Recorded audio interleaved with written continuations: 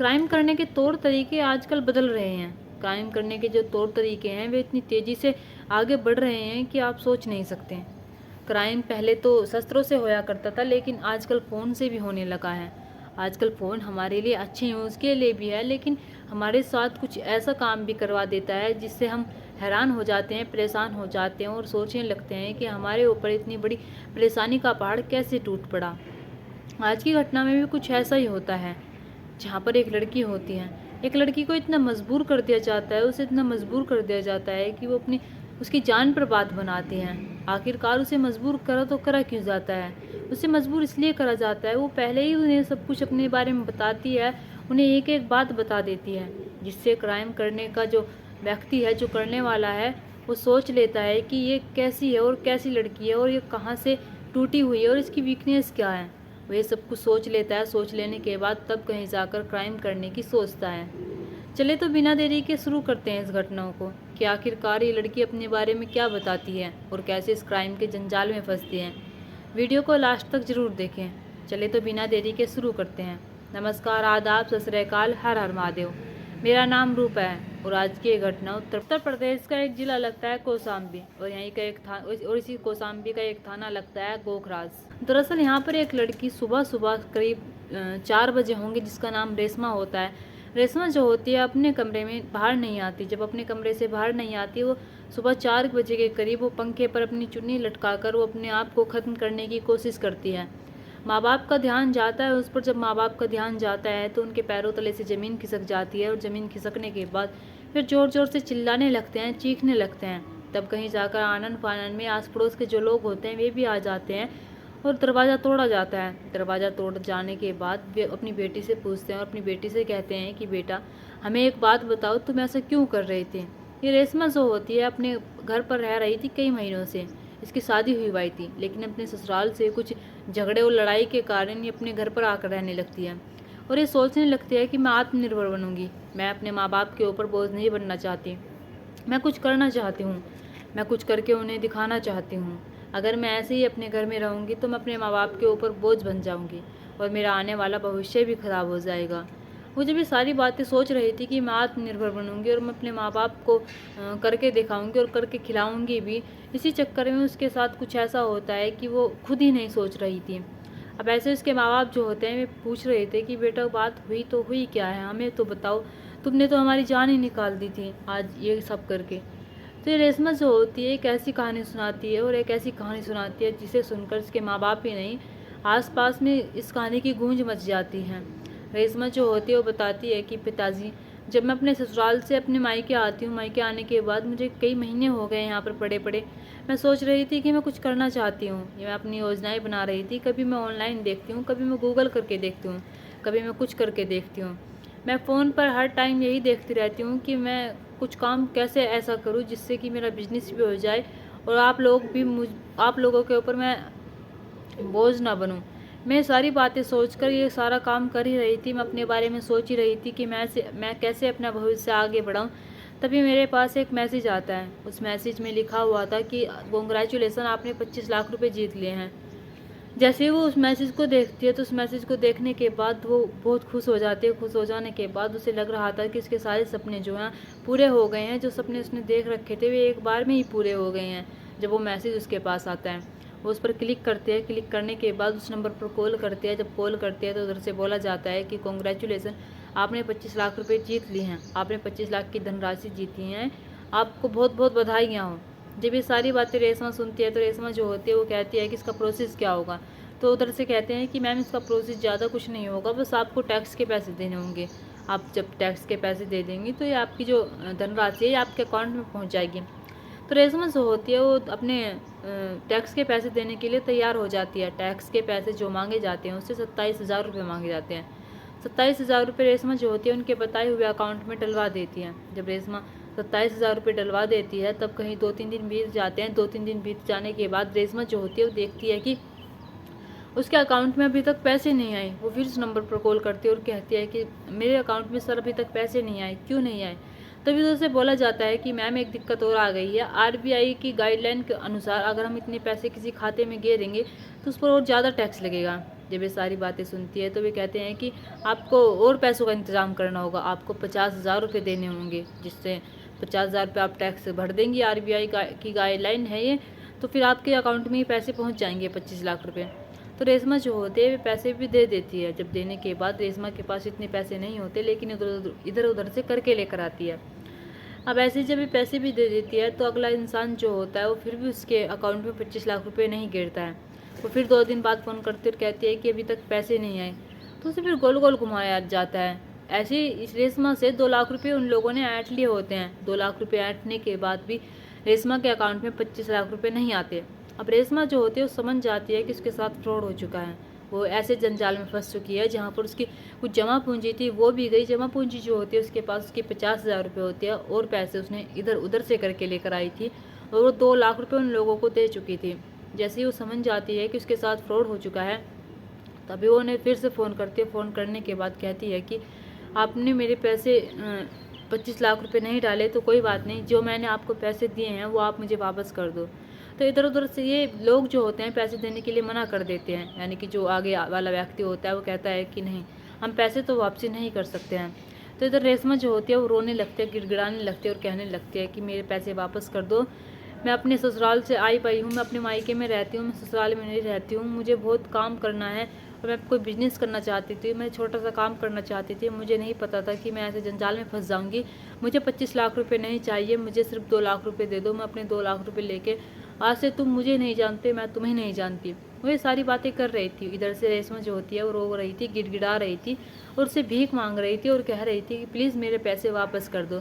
वो अपनी सारी आप बीती बताती है और बताती है कि कैसे उसके ससुराल वाले ने उसे घर से निकाल दिया, यानी कि लड़ाई झगड़ा करके आ गई है और कैसे अकेली रह रही है और कैसे अपना जीवन व्यतीत कर रही है। ये सारी बातें वो अगले इंसान से कहती है तो अगला इंसान जो होता है वो समझ जाता है कि ये बहुत ही कमज़ोर है और शायद जो हम इससे करने के लिए कहेंगे वह कर देगी। वो कहता है कि इससे और पैसे भी ऐंठे जा सकते हैं। वो मन ही मन सोचता है। जब ये सारी बातें सोचता है तभी वो उससे कहता है कि ठीक है, तुम्हारे 2 लाख रुपए हम तुम्हें वापस दे देंगे। तो रेशमा जो होती है वो कहती है कि आपका बहुत बहुत धन्यवाद, मुझे मेरे पैसे दे दीजिए, मुझे नहीं चाहिए 25 लाख रुपए। तो वे कहते हैं कि हम आपके पैसे तब देंगे जब आप बाथरूम में जाकर बिना कपड़ों के वीडियो बनाकर हमें देंगे। जब वो सारी बातें सुनती है तो रेशमा को गुस्सा आ जाता है। गुस्सा आ जाने के बाद रेशमा जो होती है वो उसके भड़क पड़ती है। भड़क पड़ने के बाद वो कहती है कि आप ये कैसी बातें कर रहे हैं। अगला व्यक्ति जो होता है वो कहता है कि आप कितनी ऐबर्दा कर लें, आप कितनी ही मुझे ऐसे शब्द बोल लें, मुझे कोई फ़र्क नहीं पड़ने वाला। अगर आप कर सकती हैं ये तो करो और अपने 2 लाख रुपए ले जाओ। अगर आप नहीं कर सकती तो मुझे कॉल करने की कोई ज़रूरत नहीं है। जब ये सारी बातें रेशमा को कही जाती है तो रेशमा जो होती है वो कहीं ना कहीं टूट जाती है। जब कहीं ना कहीं टूट जाती है तो उसके दिमाग में वो एक ऐसा काम आने वाला था, एक ऐसा आइडिया आने वाला था जो शायद उसे नहीं करना चाहिए था। उसके 2 लाख रुपए गए तो गए, लेकिन उसे आगे कोई ऐसा कदम नहीं बढ़ाना चाहिए था। उसे आगे ऐसा नहीं बढ़ना चाहिए था कि वो और उस जंजाल में फंस जाए और वो उस जंजाल में फंसने के बाद कभी बाहर ना निकल पाए। रेशमा जो होती है वो सोचती है कि ये मेरे पैसे वापस कर देंगे अगर मैं इनका ये काम कर दूंगी। रेशमा जो होती है बहुत मजबूर होती है। इसी बात का फ़ायदा वे लोग उठा लेते हैं। रेशमा जो होती है वो उस रूम में जाती है। उस रूम में जाने के बाद बिना कपड़ों के वीडियो बनाती है। वीडियो बनाने के बाद वे कहते हैं कि हमें व्हाट्सएप पे अपलोड कर दो, तो अपलोड कर देती है। अपलोड कर देने के बाद इधर रेशमा जो होती है वो कहती है कि मेरे पैसे वापस कर दो। जब ये सारी बातें फिर से कहती है तभी वो व्यक्ति जो होता है वो कहता है कि मुझे तुमसे 8 लाख रुपए चाहिए। रेशमा जब ये सारी बातें सुनती है तो रेशमा कहती है कि तुम्हारा दिमाग ख़राब हो गया है, मैं तुमसे अपने पैसे मांग रही हूँ, तुम मुझसे 8 लाख रुपए और मांग रहे हो और मैं तुम्हें 8 लाख रुपए क्यों दूंगी। तो अगला व्यक्ति जो होता है वो कहता है कि अगर तुमने पैसे नहीं दिए, तुमने 8 लाख रुपए नहीं दिए तो देख लेना ये वीडियो जो है तुम्हारी मैं सोशल मीडिया पर वायरल कर दूंगा। जब वो ये सारी बातें कहता है तो ये रेशमा जो होती है वो और टूट जाती है। टूट जाने के बाद उसे समझ नहीं आ रहा था कि वो अब करे तो करे क्या, क्योंकि ना ही तो उसके पास पैसे थे और इधर उधर से भी वो ले चुकी थी। अब इधर से उसकी पैसों की और मांग आ जाती है 8 लाख रुपये की, और ना ही तो उसे माँ बाप देते और ना ही वो कोई देता, और अगर देते भी तो पूछते तुम पैसा ले तो ले कहाँ जा रही हैं। उससे कहती है कि प्लीज़ ऐसा ना करो, 2 लाख रुपए भी तुम रख लो, मुझे 2 लाख रुपए भी नहीं चाहिए, लेकिन मेरा पीछा छोड़ दो, मेरी वीडियो डिलीट कर दो। लेकिन अगला व्यक्ति जो होता है वो समझ जाता है कि वो समझ चुका था कि ये इतनी मजबूर है कि कहीं से भी पैसे करके लेकर आएगी। अब रेशमा को टाइम दिया जाता है। जब रेशमा को टाइम दिया जाता है तो रेशमा जो होती है घबरा जाती है। घबरा जाने के बाद वो फिर एक ऐसा कदम उठाती है जो वाकई में उसे नहीं उठाना चाहिए था। रेशमा जो होती है वो रात के समय अपने गहने चुराती है और अपनी माँ के गहने चुराती है। गहने चुराने के बाद वो सुनार के बैग देती है। सुनार के बैग देने के बाद उसे उसके कुल 6 लाख रुपए मिलती हैं। जब 6 लाख रुपए मिलते हैं तो वो 6 लाख रुपए उसके बताए हुए अकाउंट में डलवा देती है और कहती है कि मेरे पास और पैसे नहीं हैं, मुझे माफ़ कर दो, मेरा पीछा छोड़ दो और ये जो वीडियो है तुम्हारे पास वो डिलीट कर दो। लेकिन अगला व्यक्ति जो होता है वो सोचने लगता है कि अगर इसने इतने पैसे दे दिए तो ये और भी दे देगी। वो फिर इससे पैसों की डिमांड करने लगता है और फिर उससे कहने लगता है कि मुझे इतने पैसे चाहिए और ये 8 लाख रुपए तो पूरे आए ही नहीं हैं। रेशमा जो होती है अब बहुत परेशान हो जाती है और सोचने लगती है कि मैं करूँ तो करूँ क्या। मैंने अपने सारे गहने बेच दिए, मैंने उधर उधर से पैसे भी मांग लिए, मेरी जो जमा पूंजी थी मैंने वो भी अपनी खर्च कर दी, और मैं किस सपने की ओर जा रही थी, मैं क्या सोच रही थी और मेरे साथ क्या हो रहा है।